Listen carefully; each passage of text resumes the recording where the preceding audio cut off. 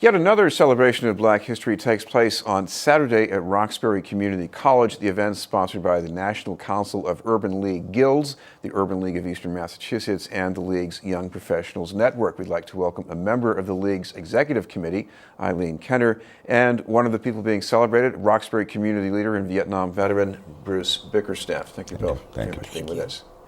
I want to start with Eileen Dunn. A lot of Urban League here, but talk about the Guild. Well, the Urban League Guild was founded in 1942 by Miss Molly Moon, and it was a small group of housewives that got together in New York City. And they were doing fundraising and community projects, and it caught the eye of the Urban League. And then what they did was the National Council of Urban League, they made them a part of the National Association. And now in Boston, they were called the Urbanettes. And this group, their mission is to volunteer to assist programs and promote the Urban League programs through fundraising, community involvement, and participation at the Urban League events. The kinds of history that you hope to bring to light on Saturday, what are we talking about? Well, we're talking about the legacy. We're talking about people living our history and telling our story, like Mr. Bickerstaff. Bruce, part of your story, of course, is that you were a veteran, and you were a veteran at a time when, veterans, they weren't getting a lot of welcome parties when they came back from Vietnam. Absolutely. As a Vietnam veteran, in this day, I hear a lot when people find out that I'm a veteran, is, thank you for your service. But at the time of my separation from the military, which was 1971, there was a different public image of veterans to the point that, we were thought of from post-Vietnam baby killers and a number of other kinds of less than delightful comments. So it was one of those things that many of us as veterans, we kept our stories to ourselves because of, again, the issue, and particularly as an African-American veteran, we fall back on some of the image that Muhammad Ali brought to his desire not to be a part of the military. Again, we were, as African people of color, we were fighting other peoples of color in the world. But beyond that as well, on return, that welcome was not as warm, nearly as warm. And as well as we see today that Vietnam era veterans still compromise a majority in terms of homelessness in any of the major city in the country, Boston as well. So I have the pride of being a veteran. I have the pride of my comrades.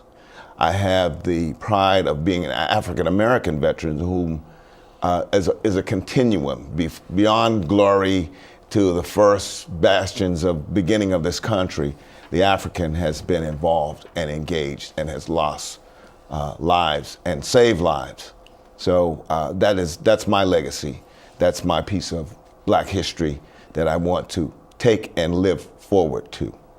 Bruce, we're in the same generation, and I remember further back when we started hearing about Black history in the military or whatever, people would say, well, why do we have to specify Black people? What's the point of that? Well, I think it's a point of inclusion.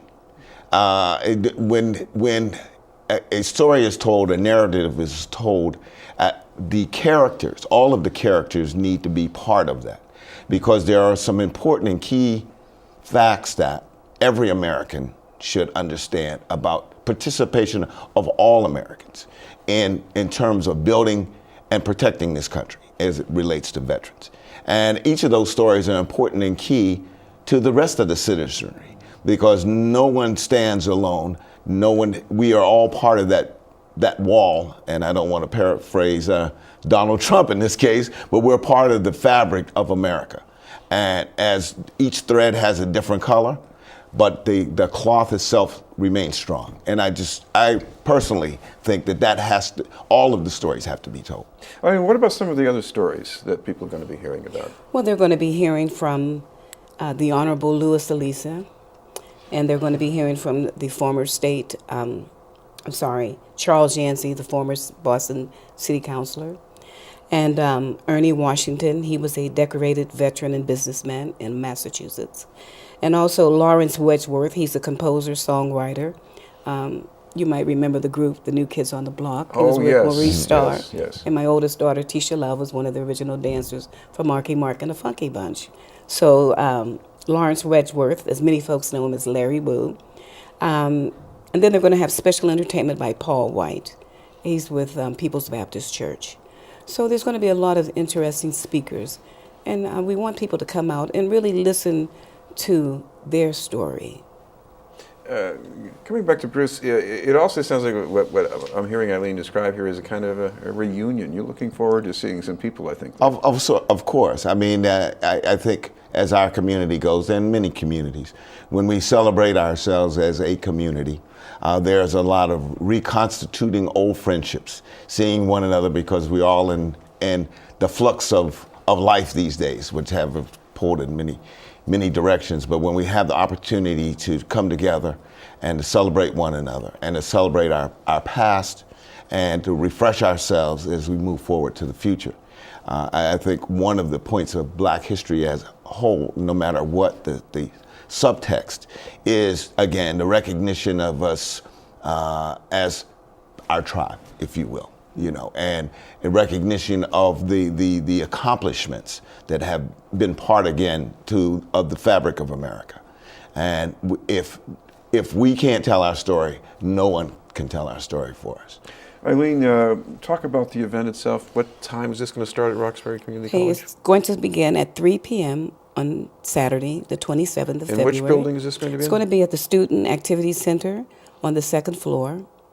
And if they need more information, they can contact the Urban League at the 617-442-4519. And it's at 1234 Tremont Street, Roxbury Crossing. You can take the train or you can take the bus.